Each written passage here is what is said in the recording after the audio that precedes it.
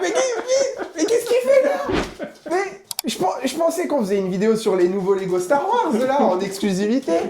Maintenant, on est bien avec Olivier. Franchement, et sur une passion cachée, les gars, si vous voulez faire plaisir à Olivier, on vous met une cagnotte litchi. Et ben ça y est, on est chez Bébésaurus. Ah franchement, quelle mythique légendaire boutique. Je suis très content d'être avec ce vieux dinosaure là, juste ici. On s'est rencontrés en bourse et puis le feeling est passé tout de suite. Ouais, cool. Et je te remercie de m'accueillir ici, t'es pas merci obligé. à toi d'être venu, Faut savoir franchement. qu'il rentre de âme et qu'il en a fait de la route, donc il est bien fatigué, mais j'ai apporté le café pour me faire C'était cool, pardonner. même des croissants, c'était trop Et bien. je suis super content. On va découvrir un petit peu ton univers. On a la chance d'être hors visiteur aujourd'hui. Ouais, Donc on va faire un petit tour, montrer quelques espèces. Ici, tu n'as que du nez en captivité. Tu vas nous expliquer un petit peu le maintien de quelques animaux et tout. Je pense que ça peut être très sympa. Et puis voilà, c'est parti. Et bien sûr, il va répondre à quelques-unes de vos questions. Allez, c'est parti, let's go. Là, je suis passé derrière la caméra. Forcément, on commence par les caméléons. Je trouve que c'est vraiment la touch à la Olivier Antonini. C'est ces caméléons qui sont exceptionnels. Ouais, donc là c'est le matin, ils sont encore un peu froids. Bien sûr, Donc souvent, quand ils ont froid, ils ont tendance à s'assombrir pour, tout à fait. pour arriver à capter le maximum de chaleur. Donc là, on est sur un classique, un caméléon panthère, donc de la localité Ambilobé. En bilobé, Ouais. du coup, Blue Line. Voilà, donc là, c'est une sélection d'élevage où ils ont vraiment beaucoup de bleu. avec Ils sont un petit bleus peu et de rouges, rouge. quoi. Ouais, ils sont vraiment très très beaux. Ah ouais, splendide. Et là, il est encore jeune, donc il faut savoir que là, à cet âge-là, plus vous allez bien nourrir votre caméléon, plus il va avoir des couleurs éclatantes. Moi, ce que je conseille, parce qu'il y a un monsieur qui l'a dit dans ses vidéos YouTube, c'est le pollen de fleurs Ouais. sur les insectes nourriciers. Je t'ai déjà broyé, nous, notre Ah oui, tu l'as? Ouais, notre apiculteur, il nous broie directement. Donc En c'est poudre disponible en fine. boutique. Voilà, en poudre fine, on le mélange avec du calcium et puis ça marche très bien. Ah bah ouais, tu m'étonnes. En fait, dans la nature, ce qu'il faut comprendre, c'est que les caméléons, ils mangent principalement des insectes pollinisateurs. Et le pollen de fleurs, en fait, joue un rôle antiseptique quand ils mâchent, quand ils mangent. Et ça évite toutes les infections de la langue, des dents, des yeux. Ah ouais, et j'imagine. riche en vitamines. Et c'est vrai qu'avec le pollen de fleurs, on arrive à augmenter leur espérance de vie, leur qualité de vie en terrarium. Bah carrément. Et puis on est ce qu'on mange, hein, tout simplement. Là, je vois que tu les as en terrarium. C'est là où je voulais... Non, en fait, il y a juste l'avant Ah qui ouais, est... super. Tout le reste est complètement grillagé. Donc nous, on les tient dans une pièce qui est chauffée autour de 21-22 avec un néon UV qui émet des UV raisonnablement et un spot chauffant. Un spot chauffant simplement. Jamais trop fort. Voilà. Et Du on 25 watts, 50 watts. on essaye de dissocier en fait l'UV du système de chauffage. Très important. Et on mesure bien la température entre le spot chauffant et le point chaud pour qu'on ne dépasse pas les 35 degrés entre l'animal et le spot C'est chauffant. ça, c'est hyper Pour important. éviter les brûlures et ces choses. Donc en fait, vous voyez comment c'est installé. J'espère que je vais pas avoir trop de reflets. Mais en fait, vous avez différents paliers thermiques pour qu'il puisse descendre au fur et à mesure s'il a besoin de plus ou moins de chaleur. Ensuite, hop là, je fais un petit tour. Vous avez les UV qui sont totalement dans le fond et sur l'avant, la chaleur. Comme ça, s'il veut se réchauffer, il peut se réchauffer sans forcément prendre des UV. C'est hyper important. C'est pour ça qu'on ventile comme ces animaux qui vivent dans les arbres. Ils vivent dans des endroits où il y a des forts mouvements d'air. Ouais. Et en fait, le problème du terrarium en verre classique, c'est qu'il n'y a pas assez d'aération. Et quand on vaporise, l'humidité monte trop Je comprends. et il apprécie pas ça. Surtout que, franchement, avoir un caméléon qui boit à la coupelle, c'est rare quand même. Ils ont tendance à lécher. Chez le caméléon panthère, ouais, c'est rarissime. Ça peut arriver chez le caméléon casqué.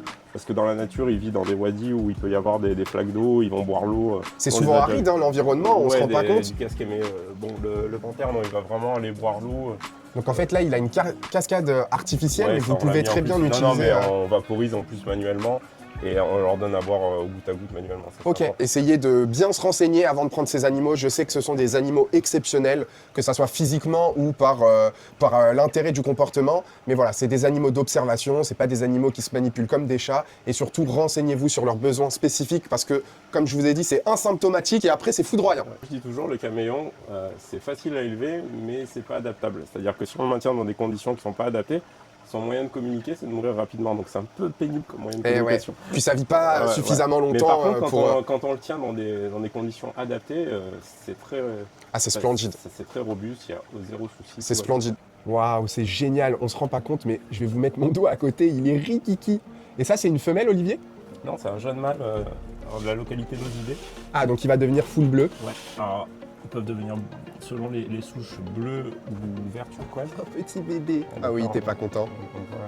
Là, vous voyez par rapport à la taille de son doigt, il est vraiment petit. On est sur du 3-4 mois, quelque chose comme ça. C'est ça. En fait, on reconnaît par leur pattern souvent leur localité. Alors, oui, et la génétique. Alors, il y a l'Université de Genève qui a fait une étude là-dessus. Ils sont allés à Madagascar et ils ont fait des prélèvements ADN de chaque population de caméléons panthères. Donc, ils ont vu qu'il y avait vraiment des différences Des gènes propres à la localité. génétiques entre chaque population. Et ils ont aussi fait ça avec les animaux qu'on avait en captivité. Et ils se sont aperçus qu'en fait, on avait des... Il y a trop d'hybridation, je pense, en captivité. Ouais, des métissages. Des métissages.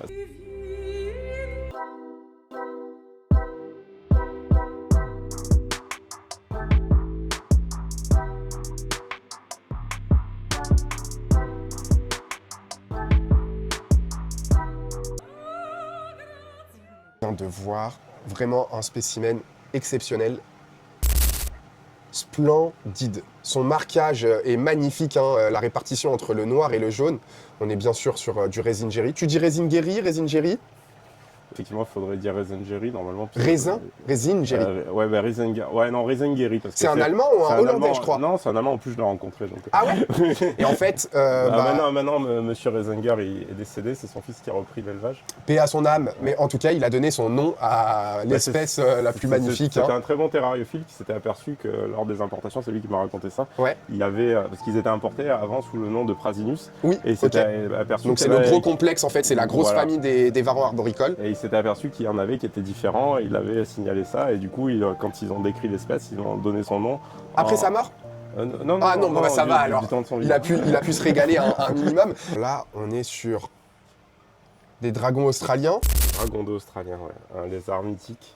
Quand j'ai commencé, c'était le Graal comme le Varan. Ouais, c'était très dur à trouver parce que comme ils viennent d'Australie, il y a eu très peu d'exportation. Et à l'époque, c'était Bert Langerwolf, c'était un Hollandais qui avait fait un gros élevage de lézards en extérieur. Ok. Ça s'appelait Agama International, qui était le gars qui les a élevés en masse et qui a pu les rendre populaires. Ils sont splendides, on dirait un petit peu des lézards crocodiles avec, tu sais, ce ventre tout rouge. Ils ont la particularité de vivre en milieu tempéré, donc on peut les élever en extérieur. Si dans le sud de la France, on peut les élever à l'année en extérieur. Lui, les élever en Alabama en extérieur, l'hiver, ça descendait à moins 15. Alors, ils n'étaient pas soumis à moins 15, c'est-à-dire qu'ils ouais, d'accord. Ils allaient s'enterrer. Comment Oui, lui, l'anecdote assez drôle, il m'avait raconté que en début d'hiver, il y avait eu une gelée un peu plus précoce que ce qu'il avait imaginé. Donc, tous ces animaux n'étaient pas rentrés et il avait une de ses femelles qui était restée dans le bac d'eau. Et il avait gelé par-dessus le bac d'eau. Comme une carpe-coille en hiver, quoi. Et le matin, il a enlevé la glace pour aller la sortir. Elle était toujours vivante. Elle est vraiment fait pour supporter le froid. Il n'y a aucun souci. C'est fou. J'en profite, Olivier, parce qu'on est posé. On m'a gentiment posé des questions. La désensibilisation sur les chawas, c'est plutôt simple, vu que c'est des cousins du Cresty. Donc du gecko à crête. Après, désensibilisation, c'est un grand mot. C'est-à-dire que le lézard va se comporter en fonction de comment on se comporte avec lui. Forcément, si on a les gestes un peu brusques, qu'on fait de la contention, des choses comme ça, il ne va pas se laisser faire. Mais si on est cool... Si tu vas par le dessus, comme ça... qu'on laisse faire, machin, il n'y a pas de désensibilisation à part entière. C'est juste qu'il faut être... C'est une question de confiance. On peut parler de confiance quand même? C'est ça, d'assurance et d'être... Il sent que tu n'es pas un prédateur. Ouais, donc, voilà, et de douceur, il n'y a pas de... Bon, en tout cas, il n'y a pas de raccourci par rapport au gecko à crête. Ouais. Ça n'a rien à voir, c'est deux espèces qui ont deux comportements différents. Le comportement, il est propre à chaque individu, parce qu'il y en a qui vont être très gentils, comme mon potier. La meilleure façon de faire de la désensibilisation, c'est de la patience, ne pas les brusquer, et bien entendu, la nourriture. Avec modération, hein, pas trop. Vous allez voir, ils sont très particuliers. Ils ont un look préhistorique, je trouve. Oh là là là là là là. L'Anolis barbatus, on le reconnaît justement à ça. Ses barbillons. Ses barbillons, et puis à la forme du casque qui est un peu différente du porcus. Et donc, comme tous les Anolis, il est capable de changer rapidement de couleur. Et il peut aussi changer de forme, en fait. Il peut prendre une espèce de crête qu'il est capable de tirer. L'anole le fait aussi, le fanon. Il a un gros fanon. On est capable de les sexer très jeunes, comme beaucoup d'anolis, grâce à la présence d'écailles un peu plus grandes à la base de la queue chez les mâles. Et ils ont la queue assez courte, on dirait toujours qu'il leur en manque un bout, mais c'est normal. Ouais. Et c'est des chasseurs qui courent pas vraiment derrière leur proie, ils mangent dans la nature beaucoup d'escargots. Donc ils ont une mâchoire bien puissante, j'imagine. Et du coup, ils n'ont pas vraiment besoin de courir vite pour aller bouffer des escargots. C'est l'avantage. J'adore les couleurs. C'est pour ça qu'ils sont très très calmes. Et comme les caméléons, donc on les appelle le faux caméléon de Cuba parce qu'ils ont cette capacité à changer de couleur, donc de devenir plus foncé ou presque blanc. Et on dirait ils ont la forme des yeux qui ressemble un peu à celle des caméléons. Bon, même s'ils n'ont pas les yeux indépendants, ça ressemble quand même un petit peu. Je trouve que il n'y a pas besoin de grand chose quoi. Et puis à maintenir avec des troncs de liège, avec un peu de lichen naturel dessus, vraiment. Ouais, il va prendre vraiment un peu comme les Uroplatus, la couleur de son support. Ah, c'est splendide. Et pour avoir vu d'autres Anolis changer de couleur, ils changent presque aussi vite qu'un caméléon. Et là, on a les mêmes en tout bébé. Ça se reproduit très très bien. Écoute, toi, t'es papa? C'est pas lui le père là. C'est pas toi? Ça, c'est une espèce qui est vraiment facile à élever. Le fond d'amour. J'adore. Alors là, il va nous montrer. Alors, un serpent, il peut être impressionnant, mais il est super gentil. C'est un gros bluffeur. C'est un chanteur. Je vais l'énerver exprès. Hein. C'est juste pour vous montrer. C'est un Marcelino, que de la gueule. Alors, quand on veut faire un truc qu'il faut pas pour attraper un serpent, c'est faire ce que j'ai fait. C'est-à-dire, j'ai hésité et j'ai fait des petits mouvements comme ça. Donc ça l'a mis en colère. Waouh. Alors en fait, la particularité du Pithiophyse, c'est que devant sa trachée, il a une espèce de petite languette de peau qui fait vibrer. On le voit peut-être sur la vidéo, je sais pas. Et c'est ce qui permet de faire beaucoup de bruit. Alors c'est un bluffeur. Hein. Oui, généralement, il reste pas mordu sur ton doigt, il tape quoi. C'est juste qu'il a peur. Et après, rapidement, si on est cool avec lui, il va se détendre. Je vais vous montrer. Il faut vraiment pas avoir peur. Si vous avez peur de lui, que vous avez des mouvements de reflux, des choses comme ça, bah c'est qu'il a fait le taf. Hein, ça va aggraver aussi son comportement. Enfin, son comportement. Ça va aggraver sa posture. Mais là, sa posture défensive. Défensive, ouais. Mais dès qu'on est cool avec lui, en fait, il redevient. C'est trop marrant. Ouais, parce que forcément, je suis avec ma caméra devant, donc il comprend pas trop ce que c'est. C'est ça. Mais par contre, il a des couleurs, la ventrale là, totalement. Oh là là là là. Et on voit aussi quand il a peur et des fois il tremble avec la queue. Ouais, ça c'est le ring un peu. Ouais. Moi je sais que ma goniosoma, elle le fait aussi. Ah bah là, on peut l'observer. Ouais. Et bah c'est parti pour les Lechianus alors de Nouvelle-Calédonie. Voilà, ça c'est des animaux que j'élève depuis très très longtemps. J'ai eu mes premiers bébés en 2003. Et je fais la localité Île des Pins. Donc là, c'est pas la plus grande des localités, mais c'est les plus sympas, je trouve, en termes de comportement. Le vert mousse comme ça, là, c'est splendide, hein, jaune, vert, et l'œil. Ça, c'est la femelle, elle a un petit peu... Elle s'est fait un petit peu râper la tête par le mâle parce qu'ils sont en période d'accouplement. Oh, c'est splendide. Donc là, ceux-là, ils sont donc originaires de l'île des Pins. C'est très très beau. C'est des bébés qui sont nés en 2014 chez moi. Ah oui, tu m'as fait peur, là tu m'as dit que c'était bébé, je pensais que... Non, et en fait, je les avais mis au magasin quand on a ouvert le magasin, puis ils sont là depuis. Un peu comme les Uroplatus, en fait, ils se collent sur les troncs creux ou sur les arbres morts. En fait, ils sont difficiles à déceler le jour parce qu'ils sont capables de changer de couleur et de prendre plus ou moins la coloration de leur support aussi. Il a rien de commun quoi. On dirait un Corussien un peu sur le bout du museau. Ouais, alors de loin, on ira voir des Corussiens après, tu verras, c'est encore différent. Alors là, on est vraiment sur ma couleuvre asiatique préférée. Goniosoma oxycéphalum. Moi, j'ai une silver que j'ai pris au copain Stéphane, qu'on embrasse. Mais là, Olivier, il m'a sorti une sacrée pépite. Toujours du NC. Ouais, toujours. On fait que ça. De toute façon, là, les animaux, ces animaux-là d'importation, c'est très compliqué. Puis ça se reproduit, je vois pas l'intérêt d'aller. Alors, j'espère que la mise au point va se faire, mais en fait, c'est hyper intéressant. Ce que vous voyez là, c'est vraiment son comportement d'intimidation. Ça veut dire, attention, je vais charger, je vais attaquer. Donc, vous voyez en fait le début de son corps qui est en S, qui est prêt à se détendre, et elle gonfle complètement sa tête et sa gorge. C'est hyper impressionnant, c'est super beau. Et attention, parce que là, la couleur, ça va venir en grandissant. On est sur des serpents de 1m80, 2 mètres, je crois. Oui. Donc, c'est des beaux bébés arboricoles. Donc, comportement hyper intéressant. La queue aussi, qui est près de sa main, va bouger, hein, va faire le ring d'intimidation. La particularité, regarde, c'est le mouvement de sa langue bleue. Ah ouais, la langue bleue. Elle la sort en ralentissant un peu le mouvement. C'est incroyable. J'adore ce serpent. Je savais que tu avais du boulangerie, mais je savais pas que tu avais du oxycéphalum. On les a au compte-gouttes parce que voilà, c'est produit pas si facilement que ça. Mais... Olivier, tu montres vraiment une espèce fantastique, extraordinaire. Qui est très populaire, mais malheureusement, qui est importé massivement de Papouasie-Nouvelle-Guinée. Donc c'est une espèce pourtant qui se reproduit assez facilement en captivité, mais qui est très peu prolifique, qui fait un seul œuf à la fois. La particularité des Tribononotus, c'est qu'ils ont un seul ovaire, ils ont un ovaire atrophié, donc ils font qu'un seul œuf. D'accord. Ah, c'est dingue. Ouais, et donc là, ça c'est On est sur un gros temps d'incubation?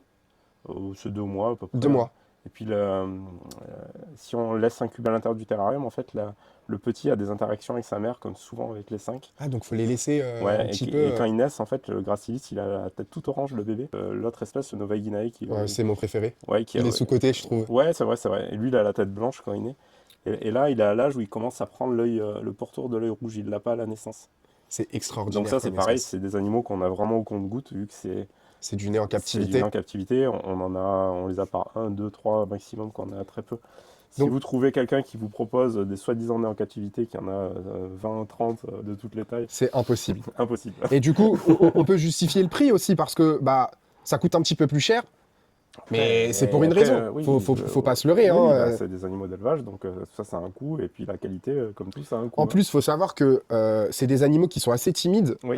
Donc, du coup, ils sont un peu fouisseurs. Ça aime les petites tourbières avec de l'eau, etc. On peut faire un beau terrarium bioactif avec des Tribonotus, c'est Carrément. vraiment chouette. Mais quand tu as du sauvage, tu les vois pas. Faut pas se leurrer, tu les vois compliqué, pas. ils sont parasités, ils sont stressés, on ne sait pas le passif qu'ils ont. Et puis, à un moment aussi, il faut être responsable. On a une passion. Tout à fait. Et, On a la possibilité Il y de. a plein d'animaux d'élevage. Pourquoi aller acheter des animaux d'import?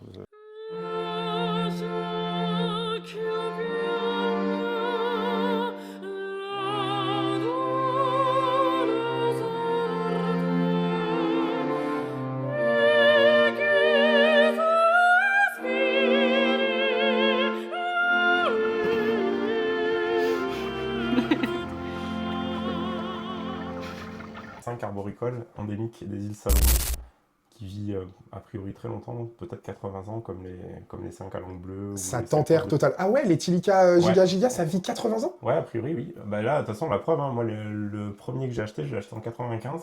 Et c'était à l'époque de l'importation. Il était arrivé 95, on est en 2026, les gars. Il est juste en dessous, mais c'est moins bien éclairé, Il se malheureusement. reproduit toujours, il est en pleine forme. Il a 31 ans. Bah, il a mon âge. De captivité. Après, je sais pas l'âge qu'il avait. Ah ouais, d'accord, il avait été ok. importé Ah adulte, ouais. j'ai Donc, aucune les gars, idée. il a au moins 31 ans, le lézard. Ah ouais, ça, c'est pas des achats compulsifs ou coup de cœur. Hein. Il faut y réfléchir. De toute façon, c'est des animaux qui sont réservés à des vrais passionnés. Généralement, les gens qui ont des Corussia, ils les ont depuis très longtemps. Ouais. C'est sur CDC, sous CDC? Non, ils sont juste plus exportés des îles Salomon, et c'est bien. De toute façon, c'est leur habitat qui disparaît. Hein. C'est pas la terrariophilie qui est la cause de leur déclin, mais la disparition de leur habitat. C'est très particulier comme. Et c'est strictement végétarien.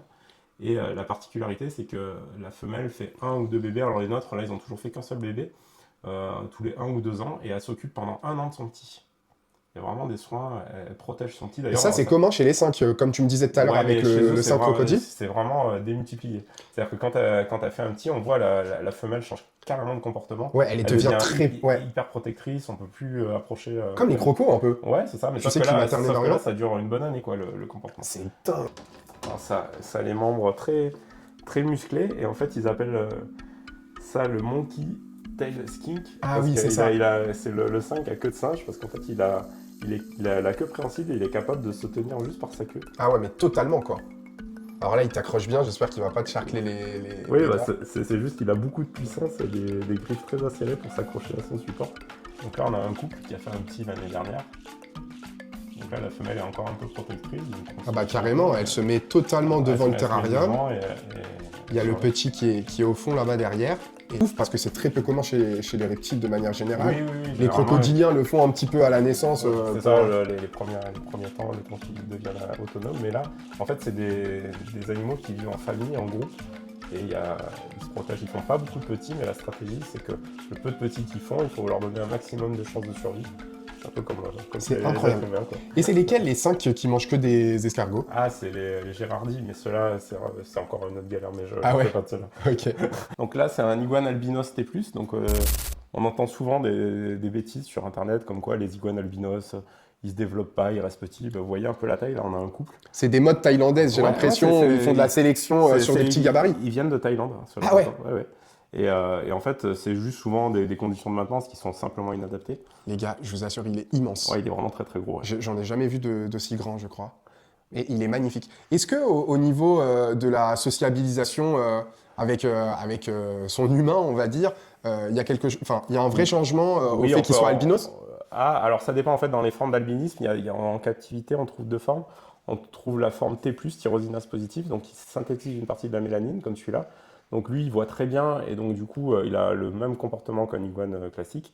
Et on a les albinos témoins, j'en ai un gros là-bas, je vous montrerai, qui synthétise moins la mélanine, et du coup qui voit un peu moins bien, et du coup qui est beaucoup plus tolérant.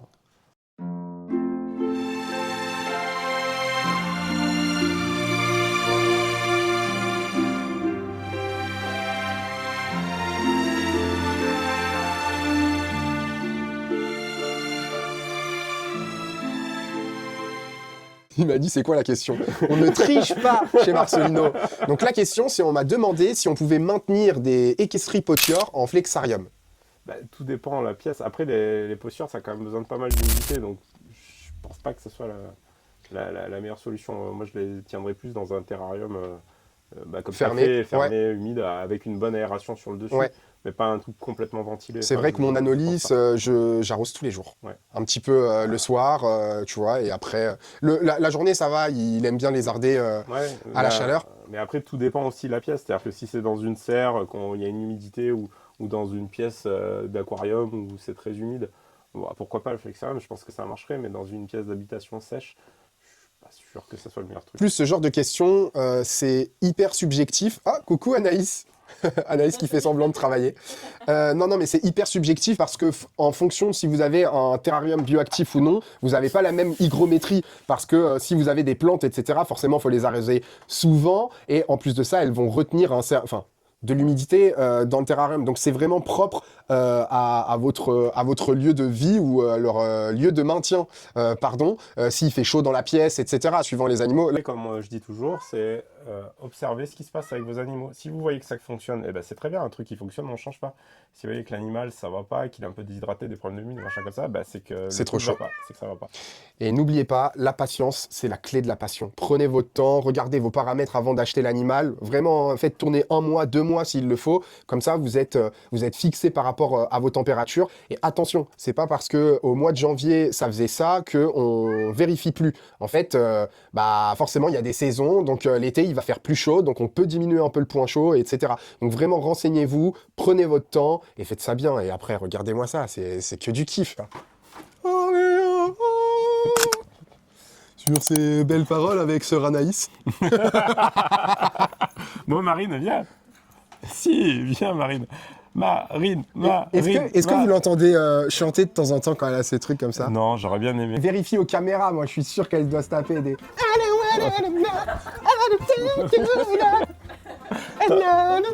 De temps en temps, on lui change sa musique, je lui mets de la musique corse sur ses écouteurs.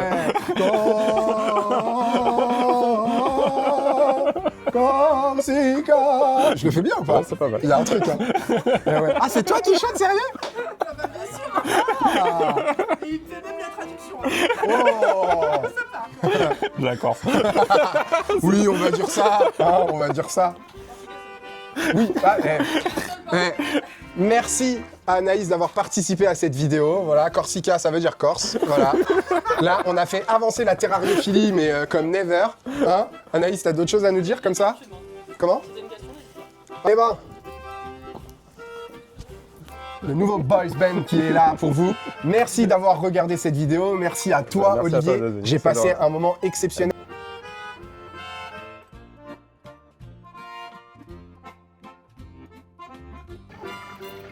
Allez, retourne dans ta Pokéball.